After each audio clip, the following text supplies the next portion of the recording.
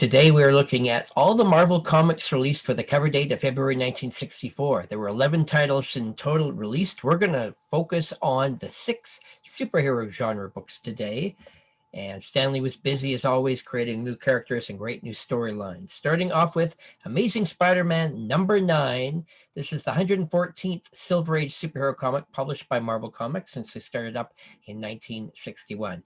This issue is a key issue featuring the first appearance and origin of Electro. Interior art by Steve Ditko. Print run of this comic was approximately 200,000 copies, which was the average print run of all Marvel titles during 1964. It's the 6th most valuable first appearance Marvel comic of 1964. Electro is one of the major supervillains that was created at this time. Looking at the CGC census, there's over 2,100 copies graded in all grades, but only 12 9.6s or better. Extremely hard to find in super high grade, which is the case for all books of this era.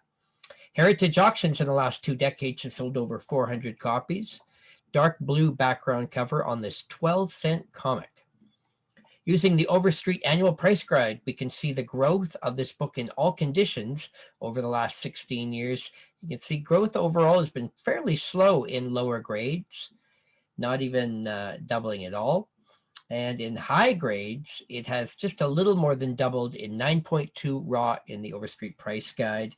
Again, check out eBay sales and the GP analysis to see how super high grade CGC graded slab copies are doing. Those are usually breaking records, even though the Overstreet price guide is showing slow growth on raw copies. And overall in the census, we have over 2,100 copies graded, 2 9.8s. There is a bunch of the UK price variants have been graded, 23 in total, the highest being a 9.0. And there's even a rare Mexican edition that was released. Only 1 copy graded at all. It is a 5.5. Fantastic Four number 23. Still Marvel's flagship title, probably their best-selling title at this point, but Spider-Man was becoming a big competition for Fantastic Four. Dr. Doom is in this issue, and it features Jack Kirby cover and interior art. Great classic Dr. Doom cover. Way less copies of this book graded compared to the Spider-Man. Almost 500 copies graded.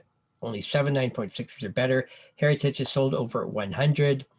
Overstreet price guides. Prices are still very cheap on this book. It has almost doubled in lower grades, but still very affordable, under $100, even in a 4.0. And in higher grades, we can see the book has tripled in higher grades raw. And on the census, there are 1 9.8 and 6 9.6s. Only a few of the UK price variants graded, the highest being an 8.5. Also out this month is Journey into Mystery 101. This is the second Avengers crossover ever, and this one without Captain America. There's a Zarko appearance, and Jack Kirby did the cover and art. Nice cover. Only 300 copies graded by CG in all grades, but there are 15 9.6s or better. Heritage has not sold many, only at 75 after 20 years. The Overstreet price guide shows in low grades the book is almost doubled, but again, very affordable. Even a 6 is under $100. And in higher grades, the book has almost tripled in 9.2 raw. And on the census, there are 3 9.8s, 12 9.6s. Only 2 of the UK price variants graded. 1 is an 8.5. And this story would be reprinted in Marvel Tales 15 4 years later. Strange Tales 117 features the eel in the Human Torch story. And there's also a Doctor Strange story. This is still one of his earliest appearances at this time. Jack Kirby and Steve Ditko both doing art for this book.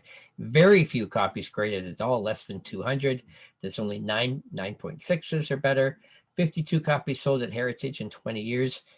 Big yellow background cover. In the Overstreet price guide, very little movement in low grades. It's only gone up $6 in 15 years. In high grades, though, it has tripled in raw grade. On the census, there are 2 9.8s, 7 9.6s. Only 1 of the UK price edition ever graded. It is a 5.5. Tales Suspense 50 is a major key issue, and this book has been very hot in the last couple of years alone. First appearance of the Mandarin, a villain for Iron Man. This book features Jack Kirby cover art. It's the 14th most valuable first appearance Marvel comic of the year. Print run estimated at 207,000 copies. The CGC census is quickly growing in the last few years. Almost 700 copies graded now, but still only 9.6s or better. Over 100 at Heritage. It's really doubled in just the last 6 years with high demand lately. Overstreet's starting to move on this book. So this is a bigger move on our list. It's more than tripled in low grades, which means in high grades, it's gone up 6 times in raw grades. So this book will be breaking records for sure in CGC copies. There are 2 9.8s and 7 9.6s, 14 of the UK price variants graded, but no high grades at all, the average being a 5.5. And also out this month, Tales to Astonish 52, another major key book, first appearance and origin of the Black Knight with a Jack Kirby cover, also with Giant Man and the Wasp. White background. And 263 copies graded in total by CGC, only 6 9.6s, and Heritage has only sold 52. This is one of the rarest books on our show today, and yet this is one of the most important keys. This book definitely seems to be rarer than it should be. And so be watching. This could really be a book that really breaks through with high record prices in the future once more people realize that. Because Overstreet still also is undervalued. In low grades, the book has doubled over a 16-year period. In high grade, it has tripled, but it's still a very affordable book in top high grades. So very undervalued in the Overstreet price guide.